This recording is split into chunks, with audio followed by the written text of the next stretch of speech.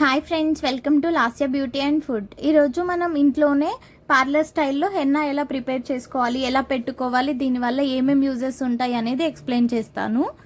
ఇది natural henna, chemicals ఏమి ఉండవు దీంట్లో. నేను కొనేది ఇదే.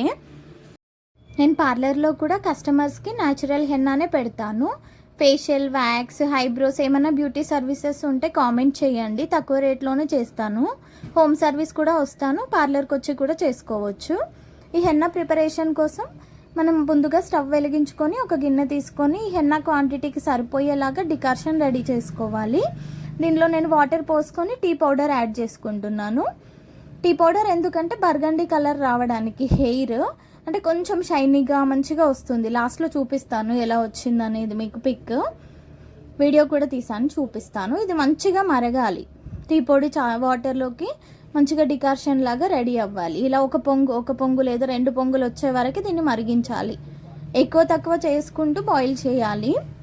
అక్కడే ఉండాలి మనం, పొంగిపోతుంది లేదంటే మాడిపోతుంది. కలుపుకుంటూనే ఉండాలి, అప్పుడే మంచిగా వస్తుంది హెన్నా ప్రిపరేషన్కి. ఇది ఇప్పుడు కొంచెం చల్లారబెట్టుకోవాలి డికాషన్ని.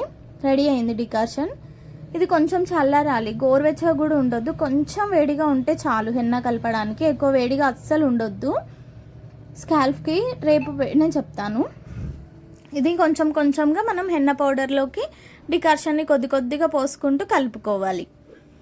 ఎక్కువ లూజ్ చేయొద్దు. నేను ఏ క్వాంటిటీలో ఆపేయాలో చెప్తాను. ఇలా కొంచెంగా పోసుకుంటూ మంచిగా కలుపుకోవాలి. హెన్నాని నేను 2 వేస్లో ప్రిపేర్ చేసుకుంటాను. ఇది ఒక వే, ఇంకొక వే కూడా నేను చూపిస్తాను. కొంతమంది ఇలా ప్రిపేర్ చేసుకుంటారు, ఇంకా కొంతమంది వేరేలాగా కూడా చేసుకుంటారు. ఇది పార్ట్ 1గా తీసాను, పార్ట్ 2 ఇంకొకటి తీస్తాను. ఇది చాలా మంచిగా మిక్స్ చేసుకోవాలి. దీంట్లో బబుల్స్ వస్తాయి కదా, ఆ బబుల్స్ కొంచెంగా పోతాయి. లాస్ట్లో కొంచెం ఉన్న ఏం కాదు. ఇలా బబుల్స్ కొంచెం పోయేలాగా కలుపుకొని మంచిగా దీంట్లో ఎగ్ వైట్స్ యాడ్ చేసుకోవాలి. ఓన్లీ ఎల్లో చేయొద్దు, ఓన్లీ ఎగ్ వైట్స్ యాడ్ చేసుకోవాలి. దీన్ని కూడా మంచిగా మళ్ళీ మొత్తం మంచిగా మిక్స్ చేసుకోవాలి. కొంతమందికి ఎగ్స్ యాడ్ చేసుకోవడం వాసన అదంతా నచ్చదు, హెయిర్కి పెట్టుకోవడం. వాళ్ళ కోసం పార్ట్ 2లో చేస్తాను ఇంకొక హెన్నా వీడియో. ఇది పెట్టుకుంటే హెయిర్ చాలా సిల్కీగా షైనీగా మంచిగా అవుతుంది. ఇలా ఎగ్స్ తోటి కొంచెం చిక్కులు అలా ఉంటాయి కదా హెయిర్స్, అలాంటి వాళ్ళు ఇలా ప్రిపేర్ చేసుకోండి. ఇది మొత్తం ఓవర్ నైట్ ఇలా ఒక కవర్, ఇది నార్మల్ కూరగాయలు కొంటే వస్తుంది కదా ఆ కవరే. ఆ కవర్ ఇట్లా మంచిగా దీనికి మొత్తం కవర్ చేసేసేయాలి. కవర్ చేసి ఒక మూత పెట్టుకొని నైట్ అంతా అట్లనే పెట్టుకోవాలి. మార్నింగ్ పెట్టుకోవాలనుకుంటే 6 అవర్స్ పెట్టుకోవాలి. నైట్ అంతా అట్లా పెట్టిన తర్వాత నేను మార్నింగ్ పెట్టుకునేటప్పుడు ఓపెన్ చేసిన కవరు. దీంట్లోకి moringa powder and curry leaves powder, ఈ 2 యాడ్ చేసుకుంటున్నాను. హెయిర్కి చాలా మంచిది, బ్లడ్ సర్క్యులేషన్కి చాలా యూజ్ అవుతాయి ఇవన్నీ.